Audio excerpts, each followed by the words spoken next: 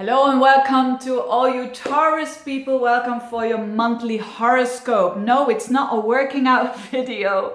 I'll probably get more comments about that than about astrology. But hey, if that is the case, it is the case. Welcome to your video. This is for, in general, the horoscope, the monthly horoscope for the very eventful July. And of course, take into account that you are the captain of your ship. And take what resonates with you, because this is not a tailor-made personal horoscope.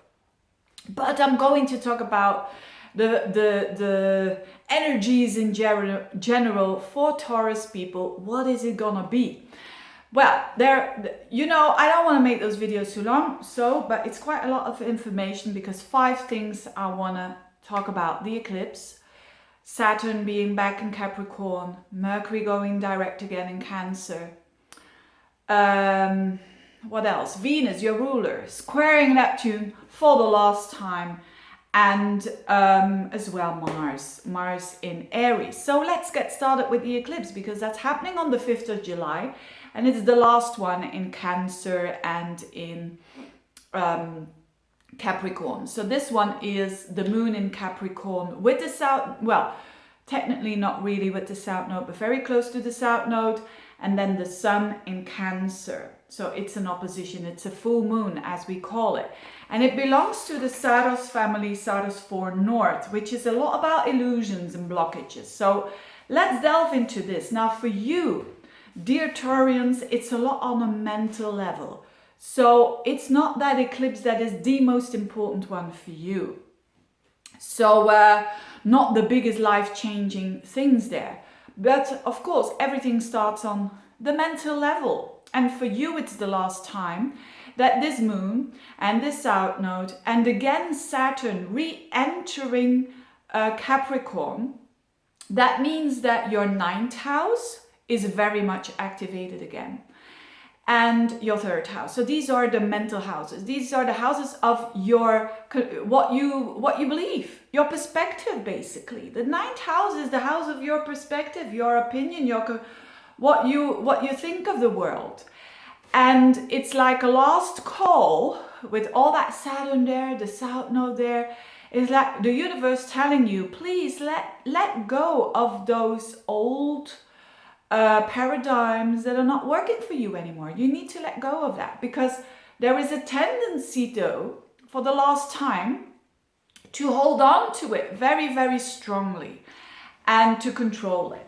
So, but the thing is, with Saturn, with Pluto there in Capricorn, and especially with the south node there and the moon there, anything that you will try to hold on to, it won't work. So it's really a last call about let go of what you cannot control anymore.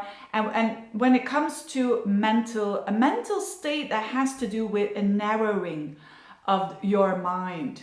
For instance, I'll give you an example. For instance, let's say you have a certain problem on your body. You have a certain problem and you go to the doctor. You go to the doctor and you believe that doctors are like, they know it all, and you don't believe in alternative medicine. I mean, that's your belief. That is, again, a mental state, what you believe in. And the doctor says, look, this problem, you can't do this anymore. This problem, sorry, I can't do anything. It's possible. Again, this is an example. I'm not saying that you're going to have difficulties with your arm, right? But anyway, now what this is all about is the doctor says, it's not going to help anymore, but what about alternatives? Maybe going to a chiropractor, but maybe before you didn't believe in it, and you said, chiropractor, he cracks doing these things, I don't believe in that. You see, it's that kind of stuff that might happen to you, that your old belief is just not working anymore. The more you hold on to it, the less you will feel happy, because you're trying to control something that is already dead. Basically, you see what I mean? So it's for you a very, very interesting time to be open to new, with that sun there in your 3rd house, to be open in your environment of, hey, there might be something else here. maybe there is some aqua gym and that my neighbor is doing that, and maybe I'll do it too, and I'm doing that and it's improving. You see, that kind of energy is a lot around you. So try to not hold on to old paradigms. Is a very big, if you remember only this thing out of the reading, I'm getting the message out here. This is the most important for the month of July. Also with Mercury going direct on the 13th of July, it's the same. When it comes to your communications, there is an improvement after the 13th of July. Mercury in the third house. It's about when communications went a bit wrong lately, and maybe even devices like cell phone or computers, they all went old or broke or whatnot. Mercury going direct again is very good.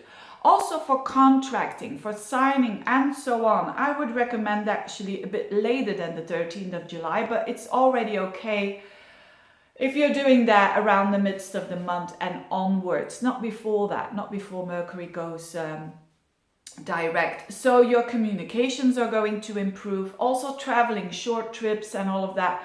The third house has to do with short trips and travel. The 13th of July. If you travel before that, keep in mind there could be a bit of delay, but not necessarily that it is you can't get where you want to get, but there could be some delays and things are going a bit slower, that kind of thing. So be prepared for that. On another level, very good communication that gives you more emotional stability because it's in Cancer. Mars in Aries. Mars will be in Aries, which is your 12th house, for a long time. So it starts at the beginning of July, and it's going to be in Aries in your 12th house for like the rest of the year. Now this is a big one for everyone actually, because Mars is normally like 6 weeks in a sign, and now it's going to be 6 months in a sign.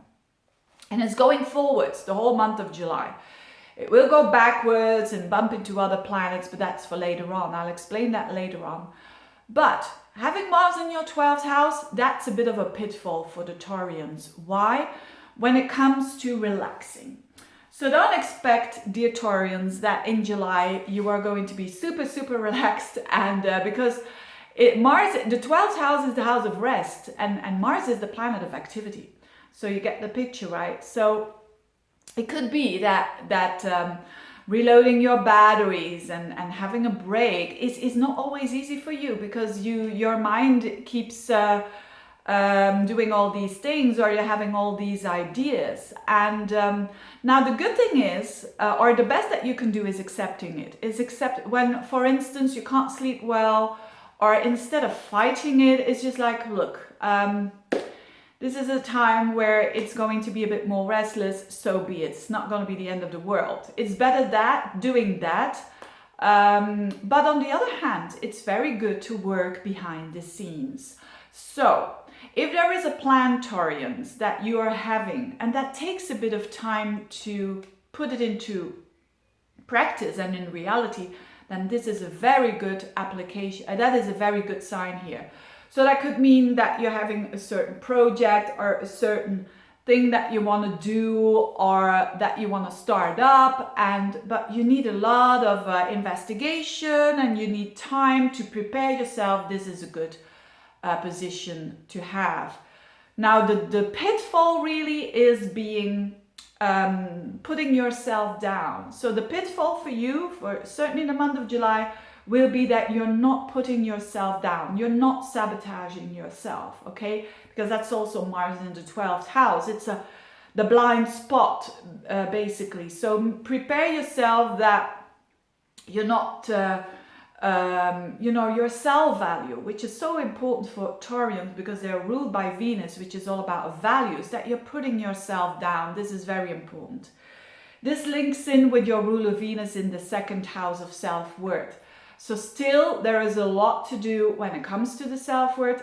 It's always like that. I mean, everyone, every now and then, has to deal with self-worth issues. But for you, because it's still going to square Neptune, especially around the 1.5 week, the last 2 weeks of July, are going to be important, that you stay very realistic when it comes to your self-worth and your own word, owning the good, the bad and the ugly in yourself. That is going to be very important for you. Because when Venus squares Neptune and it's in your second house of self-worth and your 11th house of the goals that you want for the future, there is like this disillusion. There is like this, you know, it's not really what you think, or life is not what you thought, or whatnot, you know, all these kind of thoughts there. Be careful with that. Stay real.